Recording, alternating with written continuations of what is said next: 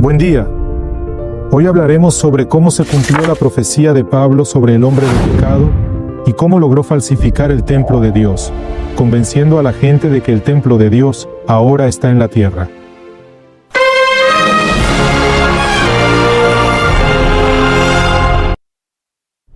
Después de la destrucción del templo de Jerusalén en el año 70 después del nacimiento de Cristo, durante casi 2 siglos los cristianos sufrieron persecuciones. En ese tiempo, ni se podía pensar en construir iglesias. Sin embargo, cuando en el comienzo del siglo IV las persecuciones cesaron, surgió la cuestión de cómo se podría ahora construir un edificio de iglesia, cómo debería ser la iglesia. Resultó que en ese momento la mayoría de los cristianos eran convertidos del paganismo, es decir, no eran judíos. Ellos ya no recordaban ni podían recordar cómo había sido el templo excepto. Además, los cristianos de esa época querían diferenciarse de los judíos. En tal situación, se consideró que no era estrictamente necesario seguir al pie de la letra las instrucciones divinas respecto a la construcción del templo. Pero se decidió mantener lo que se llamaban los principios o características esenciales. Por ejemplo, Leónidas Uspensky, un teólogo ortodoxo, dijo lo siguiente: construyeron santuarios cristianos y lo hicieron en estricta conformidad con el carácter del lugar de culto, en conformidad con todos los principios sobre los que se construyeron el tabernáculo de Moisés y el templo de Jerusalén. ¿Cuáles eran entonces estas características o principios fundamentales? Había 3. Primero, según la Biblia, el tabernáculo, la tienda de Moisés y el templo debían ser construidos a lo largo del eje este-oeste, con la entrada mirando hacia el este.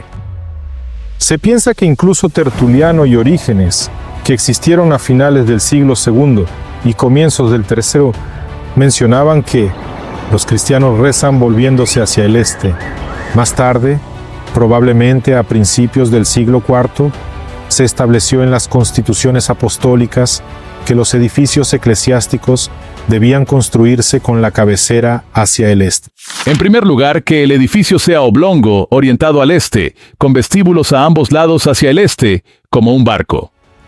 Esta reglamentación se ha seguido a lo largo de muchos siglos.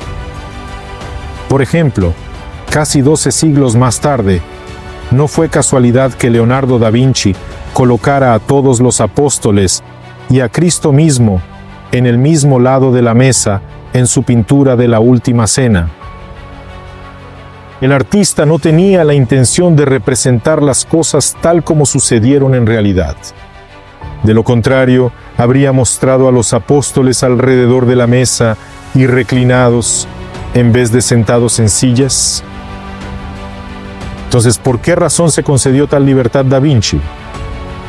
No solo para que el espectador pudiera ver la cara de cada uno por separado, sino también porque así era como se celebraba la Eucaristía en el templo. Todos los fieles, incluyendo los sacerdotes, se giraban hacia una misma dirección, hacia el este. Se necesitaban 3 secciones en ese lugar: el patio exterior, lo sagrado y lo más sagrado. Es importante señalar que el tipo principal de templo cristiano era la basílica.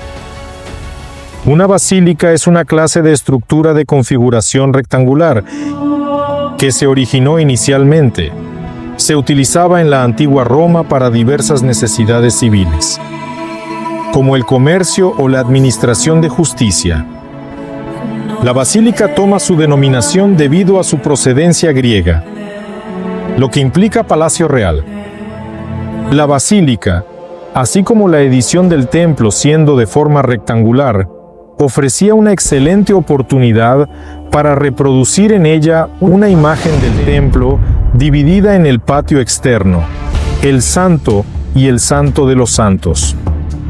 Es así como por caso lo explican en la Iglesia Ortodoxa rusa. Así como el templo del Antiguo Testamento se dividía en 3 partes, el lugar santísimo, el santuario y el atrio, el templo cristiano ortodoxo se divide en 3 partes: el altar, la parte central del templo y el nártex. Lo mismo que entonces significaba el lugar santísimo, ahora significa el altar. El santuario corresponde en nuestro templo ortodoxo a la parte central del templo. En el santuario del templo del Antiguo Testamento, nadie del pueblo tenía derecho a entrar, excepto los sacerdotes. En nuestro templo, sin embargo, están todos los creyentes cristianos, porque ahora el reino de Dios no está cerrado a nadie.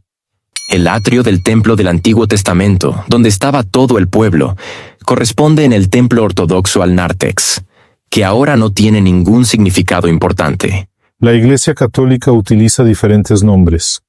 Al atrio exterior corresponde el nártex, al santo, la nave y al santo de los santos, el ábside. A pesar de las pequeñas diferencias, tanto la Iglesia Católica como la Ortodoxa deben transmitir a sus visitantes el mismo mensaje, que este edificio es el templo de Dios en la tierra. Sus iglesias están construidas de manera que copien el templo de Salomón, o al menos el principio de división en 3 secciones, donde el pan y el vino de la Eucaristía se guardan en el nuevo Santo de los Santos, para convencer a la gente de adorarlo. Según la Biblia, el anticristo debía copiar la división del templo celestial e intentar reproducirla en la tierra. Este es precisamente el segundo principio de la construcción de cualquier iglesia católica u ortodoxa hoy en día.